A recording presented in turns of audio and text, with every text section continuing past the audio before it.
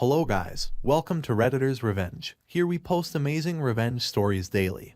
And if you want more content like this, please do subscribe to the channel and stay tuned with us. Moving to our today's video, about OP's near-death experience in her new neighborhood, because her entitled neighbor knows no bounds. Now story. I am a 24-year-old female living in Southern California. About 2 years ago, I decided to move to Fallbrook, a quaint and small town that offered nothing but peace. The oak trees towered over the roads and parks and made me feel grounded, made me feel at peace. So, when I was told to move out of my stepfather's house, I wanted to get as far away from him as possible, choosing the farthest location and residence I could find. So Fallbrook it was. The house that I bought with my mother's inheritance was large. Fallbrook has a population of about 30,000 people, so it was a very close-knit community, with everyone looking out for each other. The houses were, however, not built too close to each other. Each house, like mine, had a very large wraparound porch and a huge backyard, separating it from the other house by a good 250 meters or so.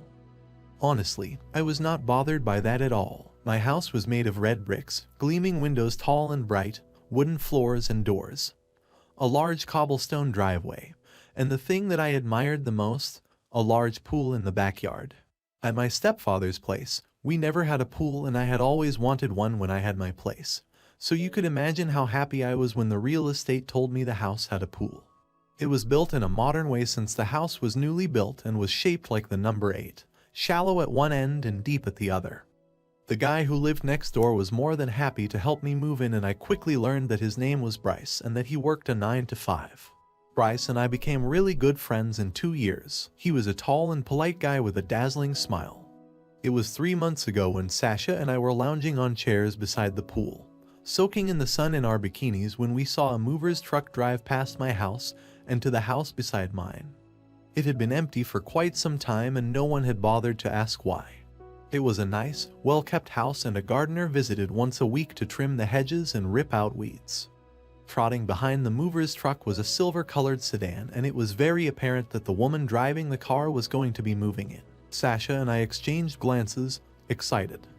The girl seemed around our age, and since our neighborhood consisted of the elderly, mostly, we were craving more girlfriends. She seemed to have noticed us too from across the road and smiled while waving. "I think she'll be nice," Sasha grinned. "Say, we both should go over and say hi." "Yeah." I had only nodded in response, a little unnerved by Sasha's excitement. Yes, I was happy at gaining a potential friend, but something about the girl seemed a little off. Something in my gut had churned when she had smiled and waved at us, and excitement had turned into suspicion.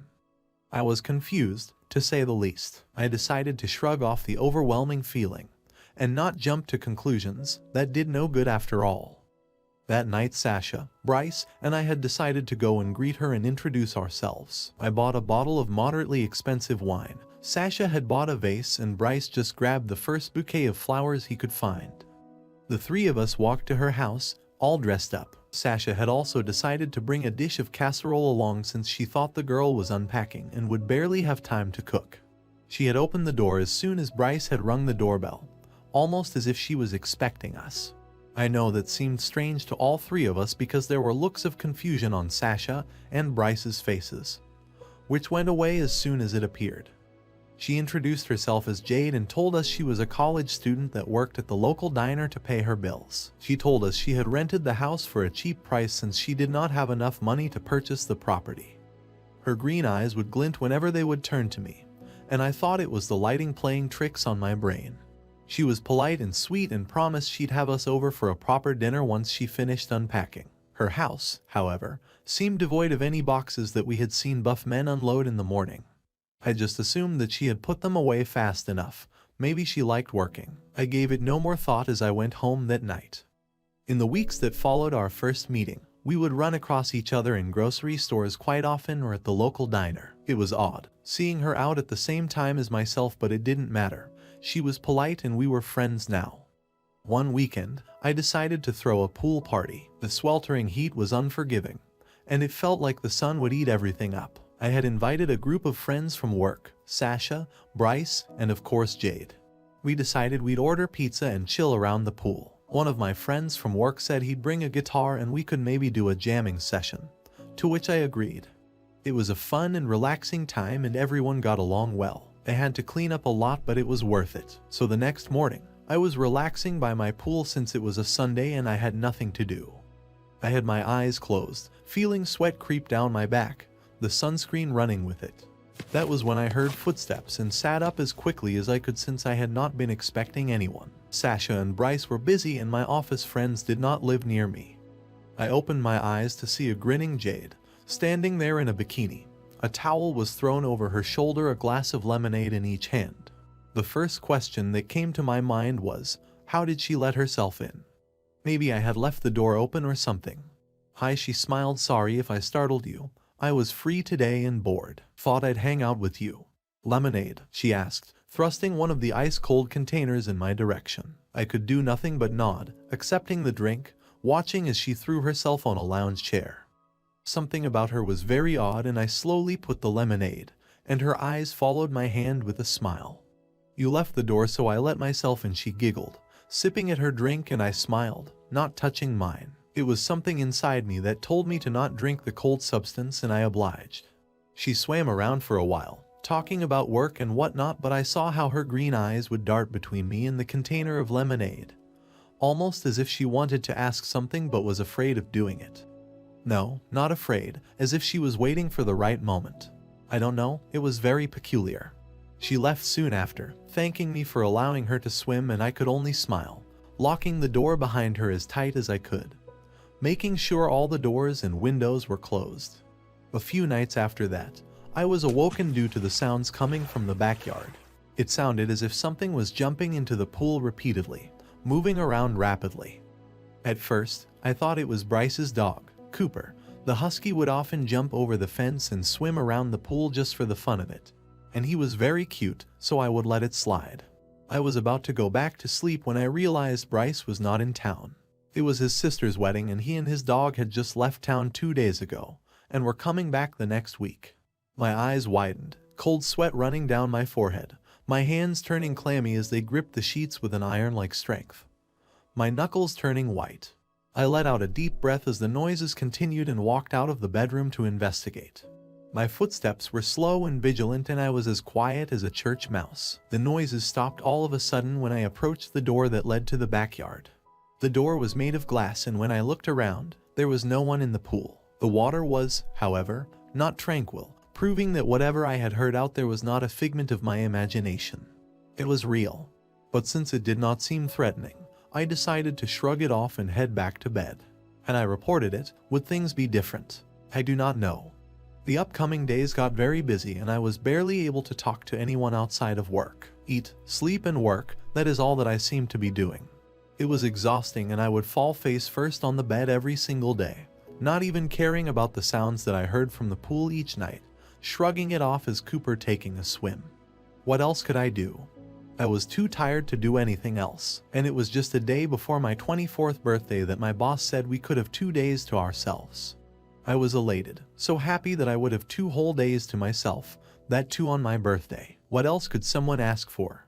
I sang all the way on the way back home, humming my favorite tunes and nodding my head, a constant smile on my face, who knew a break was all that I needed. My boss let us off a bit late and it was around 9 in the evening when I reached home. I had already thought of what I was going to do. I was going to sit in my bathtub for an hour and soak in my favorite bath bomb, maybe light scented candles. I was going to shave and put on my best lingerie, order takeout from the local Chinese restaurant and watch all of the Twilight Saga. Except, when I walked inside my house to turn on the light, the switch did not work, despite me flipping it multiple times. And this was the problem with all the switches in the house. Odd, I thought. Maybe it was a power outage. And that is when I heard the sounds from the pool, and I knew it wasn't Cooper. Something and told me it wasn't that cute pup. I put 911 on speed dial and walked towards the backyard doors, gulping. Each step I took felt loud even if it was the slightest of movements. What I saw when I reached the doors, I could not forget to this day. Jade stood in front of the pool, a big knife clutched in her hand as she stared directly at me, with the same kind and polite smile. I was unnerved and approached the doors, locking them, but somehow, I knew that would be futile, because she casually jumped in from the window right beside the doors. She did not seem in a rush and I felt adrenaline course through my blood. She stared at my hands with amusement as I pressed the dial button on my phone, thrusting the phone back into my pockets. She grinned before charging toward me, and I barely managed to dive out of the way. It went like that for a while before I found an escape and ran upstairs, hiding in one of my wardrobes, praying that the police would arrive soon. "You look so pretty in that pool." All red and bloody, she bellowed. It seemed as if she had found her way upstairs, and I was trembling, shaking like a leaf.